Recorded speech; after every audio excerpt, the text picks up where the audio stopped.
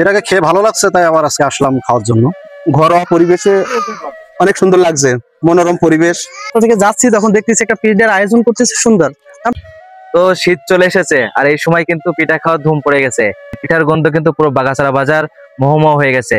তো hello everyone, আসসালামু আলাইকুম। তো আজকে আমরা চলে এসেছি বাগাছড়ার পাশেই রিমিয়াপুর হাতের সেই সুস্বাদু পিঠা খেতে। তো এখানে কি কি পিঠা আছে, এমনকি কেমন স্বাদ, সেটা আপনাদেরকে জানাবো। তো চলুন ভিডিওটি দেখতে থাকুন। তো আপু কিন্তু প্রথমে ভাবা পিঠাতে যাত্রা শুরু করলো, এখন কিন্তু বেশ কয়েক রকমের পিঠা কিন্তু তৈরি করছে নিজ হাতেই। তো এখন আপুর সাথে কথা বলবো যে কি কি পিঠা তৈরি করছে। তো আপু আসসালামু আলাইকুম। ওয়ালাইকুম আসসালাম। তো আপনি কি কি পিঠা তৈরি করছেন? আমি আজকে করছি চিতই পিঠা।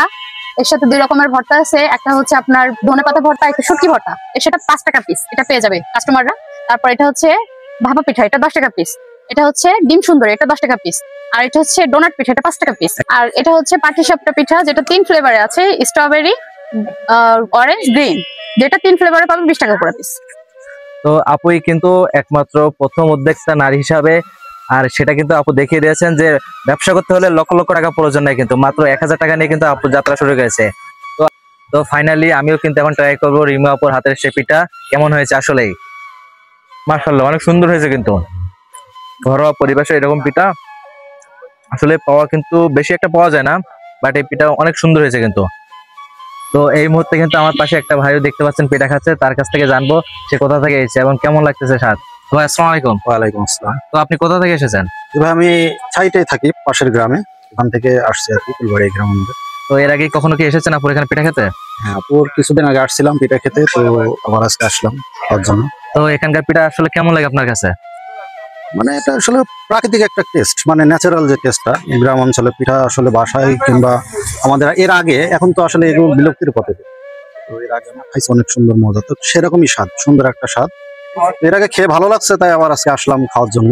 তো খুবই সুস্বাদু পিঠা। সেই স্বাদ, খুবই সুস্বাদু। দেখা যাচ্ছে ঘরোয়া পরিবেশে অনেক সুন্দর লাগছে, মনোরম পরিবেশ, বাজার থেকে, শহর থেকে একটু পাশে, তো মোটামুটি খুবই ভালো হয়েছে। তো এখন কিন্তু দেখতে পাচ্ছেন আমার পাশে দুইটা ভাই পিঠা খাচ্ছে, তারা কোথা থেকে এসেছে, এমনকি পিঠার স্বাদ কেমন লাগছে, তো তাদের কাছ থেকে শুনবো। তো ভাই আসসালামু আলাইকুম। ওয়ালাইকুম আসসালাম। তো আপনি কোথা থেকে এসেছেন এবং পিঠাটা কেমন লাগছে? আমার বাসা হলো পিরোজপুরে, আমি এখানে আকিস কোম্পানিতে জব করি। সো রাস্তা থেকে যাচ্ছি, তখন দেখতেছি একটা পিঠার আয়োজন করতেছে সুন্দর। তারপরে এখানে ঢুকলাম, ঢোকার পরে দেখতেছি যে বিভিন্ন ধরনের পিঠা এখানে আয়োজন করছে। অতএব আমরা কিছু পিঠা আমরা খেলাম, খুব ভালো লাগতেছে আমাদের কাছে। তো এই পিঠা খেতে হলে আপনাকে কোথায় আসতে হবে সেটা এখন আপুর মুখ থেকে শুনে নেবো। তো আপু, এই পিঠা খেতে হলে সবাইকে কোথায় আসতে হবে? এটা হচ্ছে বাগাসটা মেন রোড, ঘোষপাড়া বললে সবাই চিনবে। ঘোষপাড়া রোডে চলে আসলে আপনারা পেয়ে যাবেন। চেয়ারম্যানের বাড়ির পাশেই, মানে মাঝামাঝি আমি আছি। দুই যে পাশে 2 চেয়ারম্যান আছে, সাবেক চেয়ারম্যান। তো আর দেরি কিসের, যারা এখনো পর্যন্ত খাননি অবশ্যই একবার হলে ট্রাই করবেন।